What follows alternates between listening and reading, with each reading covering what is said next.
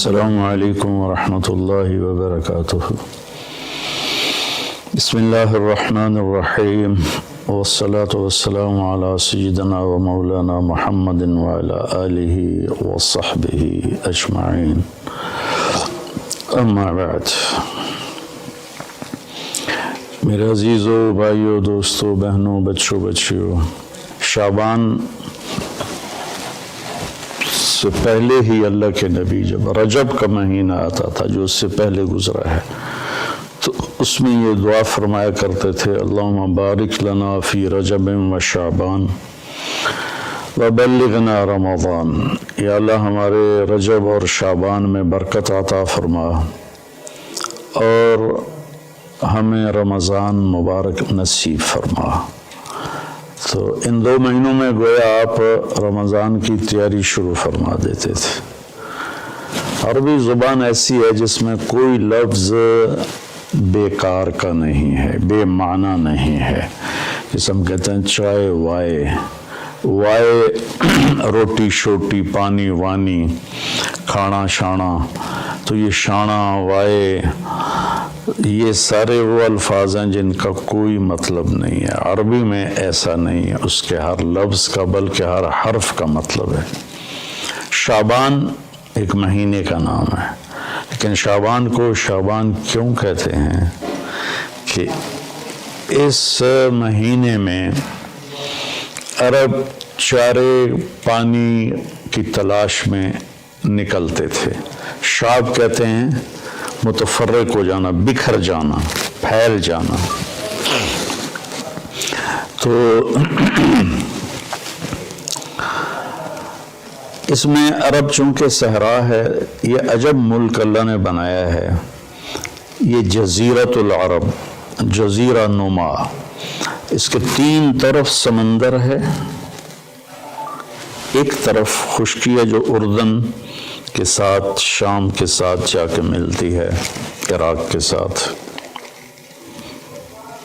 اور 3 طرف سمندر ہونے کے باوجود یہاں دریا، ایک دریا نہیں، اتنے بڑے ملک میں پاکستان سے 5 گنا بڑا ہے اور ایک دریا نہیں، اور اتنی تھوڑی بارش ہوتی ہے۔ جزیرہ نما جو ملک ہوتے ہیں وہاں تو بارشیں مسلسل ہوتی ہیں اور دھڑا دھڑ ہوتی ہیں، لیکن اللہ نے یہاں کے پہاڑوں کو اس طرح سے ڈیزائن کیا ہے کہ بارش کی ہوائیں اس سے ٹکرا کے واپس ہو جاتی ہیں۔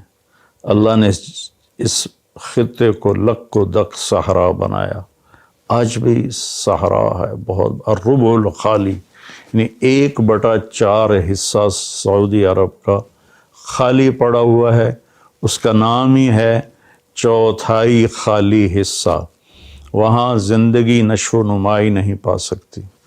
تو عرب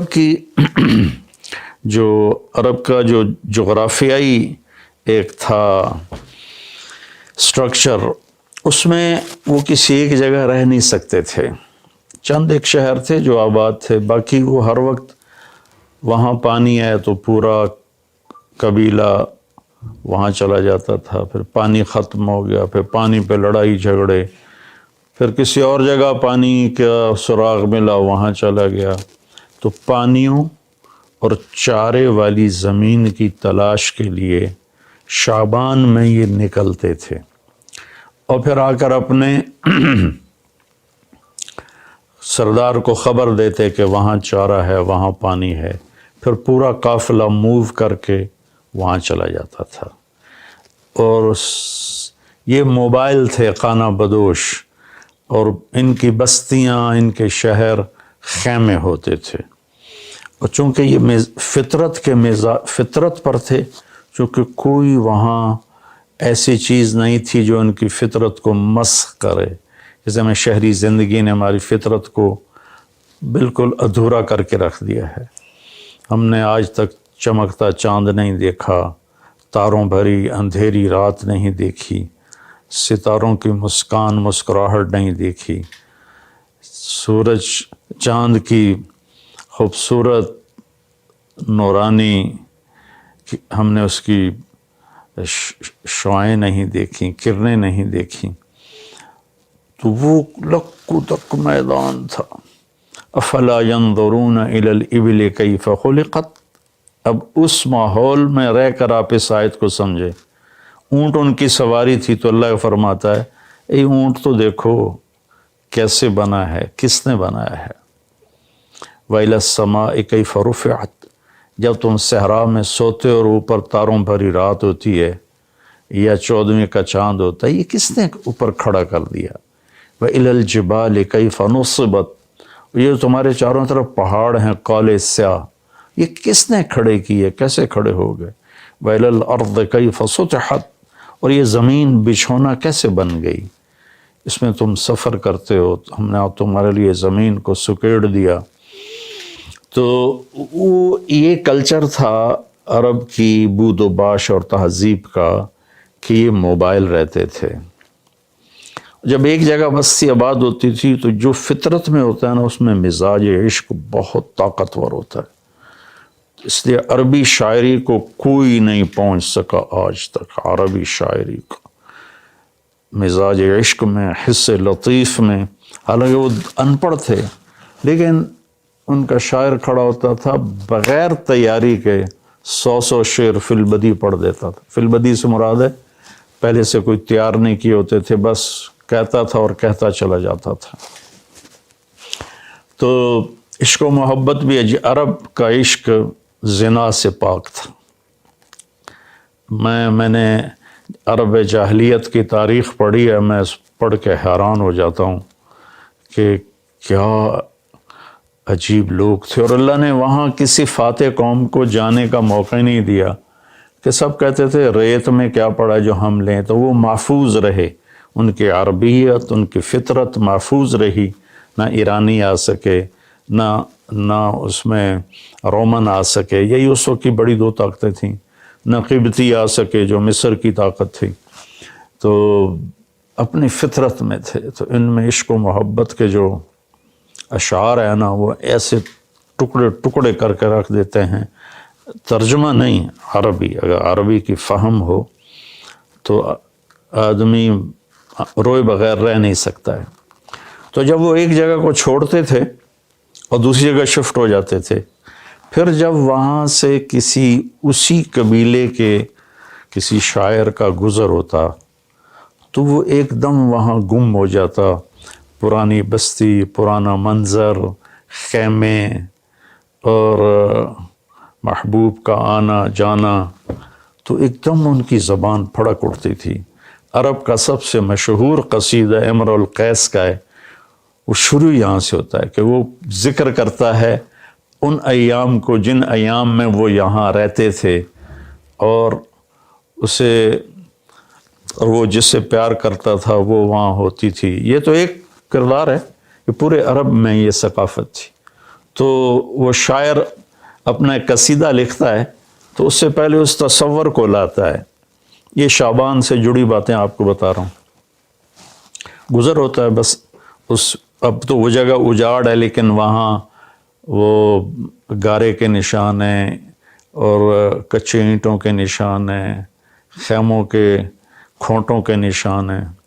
تو ایک دم پیچھے اس کے جھروکے کھلتے ہیں ماضی کے، اور وہ ایک دم آواز لگاتا ہے اپنے ساتھیوں کو، کفا کفا، ارے ٹھہر جاؤ. تو وہ اس کے ساتھی کہتے ہیں کیا ہوا کیا ہوا؟ نبکی من ذکر حبیب و منزل بسقط اللواء بین الدخول فحوملی. کہ ٹھہر جاؤ، تھوڑا سا رو لینے دو محبوب کی یاد میں. کفا، ٹھہرو. نبکی من ذکر حبیب و منزل، تھوڑی دیر ٹھہرو، محبوب اور محبوب کے جگہ کو دیکھ کے مجھے آنسو بہانے دو. جو سقط اللواء، جو دخول اور حمل کے درمیان جگہ ہے، وہاں پر میرے محبوب کی بستی تھی اور ہم یہاں رہتے تھے. پھر وہ آگے قصیدہ چلتا، میں ویسے اشعار سنا دیتا ہوں، ترجمہ نہیں. کفا، ٹھہرو ٹھہرو. کیا ہوا؟ کنب کے رونا ہے.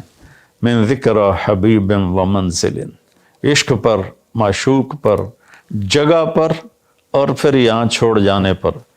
بسقط اللواء بين الدخول فحوملي فسوضع في المقرات لم يعف رسمها لما نسجتها من جنوب وشمالي ترى بعر الأرعام في عرصاتها وقيعانها كأنه حب فلفلي كأني غداة البين يوم تحمل لدى سمرات الحي ناقف حنظلي.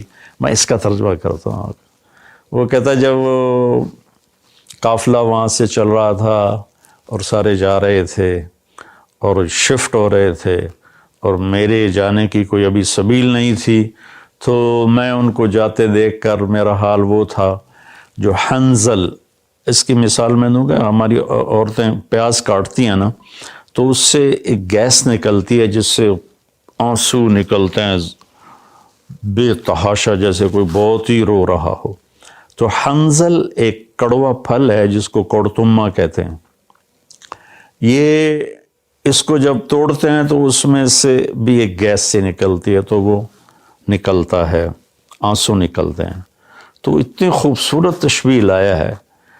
اس نے یہ نہیں کہا کہ جب وہ جا رہے تھے اور میرا محبوب بھی میری محبوب بھی جا رہی تھی تو میں رونے لگا، نہیں. کأنی غداۃ البین یوم تحمل، جس صبح جدائی ہوئی اور انہوں نے رخت سفر باندھا اور چلے. لدا ثمرات الحی ناقف حنظلی، مجھے یوں لگا جیسے میں کیکر کے ساتھ بکھری ہوئی حنظل کوڑتمے کی بیلوں سے کوڑتمے توڑ رہا ہوں. تو جو عرب کی تہذیب کو جانتا ہے تو وہ تو اس کا مزہ لے گا کہ کوڑتمے توڑتے ہوئے کتنا آنسو نکلتے ہیں. پھر وہ اس کو تھوڑا پھیلاتا ہے کہ میرے رونے پر رحم کھا کر وقوفم بہا صحبی علی مطیہم، میرے دوستوں نے اپنی سواریوں کو لا کے کھڑا کیا. یقولون لا تہلک اسم وتجملی، ارے بھائی نہ رو، صبر کر.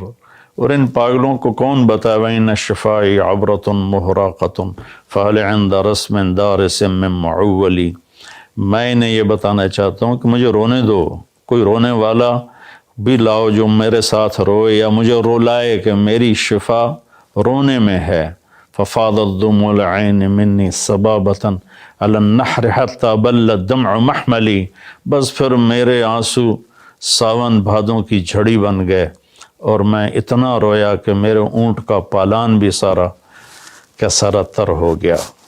شعبان کے مناسبت سے میں نے تھوڑی آپ کو عرب کی تاریخ بتائی ہے، عرب کی تہذیب بتائی ہے، لیکن اس میں جو کہنا تھا وہ یہ تھا کہ شعبان رمضان کی تیاری ہے، شعبان رمضان کی تیاری ہے. تو اس میں میرے بھائیو ہم اگر کوئی کبیرہ گناہ میں ہیں تو توبہ کریں، چھوڑنے کی کوشش کریں یہاں تک کہ رمضان تک بالکل چھوٹ جائے. کسی سے لڑے ہوئے ہیں تو منانے صلح کی کوشش کریں یہاں تک کہ رمضان تک صلح ہو جائے. کسی کا حق مارا ہوا ہے تو اس سے جا کے دینے کی طاقت ہے تو فوراً دے دیں، ورنہ معافی مانگ کے کہیں بھی میں آہستہ آہستہ ادا کر دوں گا. یہ رمضان سے پہلے رمضان کی تیاری، رمضان میں انٹر ہونا ہے کبیرہ گناہوں کو چھوڑ کر، لوگوں کے حق تلفی کو چھوڑ کر، گالی گلوچ کو چھوڑ کر، ظلم و ستم کو چھوڑ کر، اور رشوت، چور بازاری، کھوٹ، اس کو چھوڑ کر. بھائیو اللہ کی قسم اٹھا کے کہتا ہوں حرام میں کچھ نہیں رکھا، گناہوں میں کچھ نہیں رکھا. اور اللہ کی قسم اٹھا کر کہتا ہوں ساری بھلائیاں، ساری خوبیاں میرے اللہ اور اس کے رسول کی اطاعت میں ہیں. اللہ کے واسطے ہم باقی گناہوں سے بھی توبہ کریں اور فرقہ واریت سے بھی توبہ کریں. یہ میرا کرتا ہے نا، یہ ہے اسلام، اور اس کے اندر یہ بنیان ہے، یہ میرے عقائد ہیں اور میرے ذاتی اعمال ہیں. اسلام تو سب کا ایک ہی ہے، ان الدین عند اللہ الاسلام شرع لکم من الدین. تو دین تو سب کا ایک ہی ہے. آگے چھوٹی چھوٹی باتوں پہ فرقے بن گئے ہیں، جنازے کے بعد دعا پڑھنی یا نہیں پڑھنی اس پر ہی فرقہ بنا پڑا ہے. تو اتنی چھوٹی باتوں میں ہم الجھ گئے ہیں. ساری دنیا کتنے خطرے سے گزر رہی ہے اور کورونا ایک وبا اور وبال ہے، ایک عذاب ہے، ہم توبہ کریں باقی گناہوں سے بھی، اور فرقہ واریت سے۔ دیکھو میں ہاتھ جوڑتا ہوں، علماء سے بھی کہتا ہوں، یہ دیوبندی بریلوی والا میدان جنگ بند کر دو، یہ شیعہ سنی والا میدان جنگ بند کر دو، یہ حنفی مالکی شافعی حنبلی سلفی یہ میدان جنگ بند کر دو۔ انشاءاللہ جو بھی قرآن اور حدیث کو سامنے رکھ کر عمل کر رہا ہے، اللہ کا فضل اس پر چھائے گا اور وہ ایک دن ضرور جنت میں جائے گا۔ اگر اس کا غلط مطلب بھی سمجھا ہے تو اللہ جو چاہے گا فیصلہ کرے گا۔ ہم اللہ کے واسطے امت بنیں، اپنے ملک کی حفاظت کریں، یا اپنے ملک کی حفاظت کریں۔ اگر ہم کوئی منفی مثبت کام نہیں کر سکتے تو منفی بھی نہ کریں۔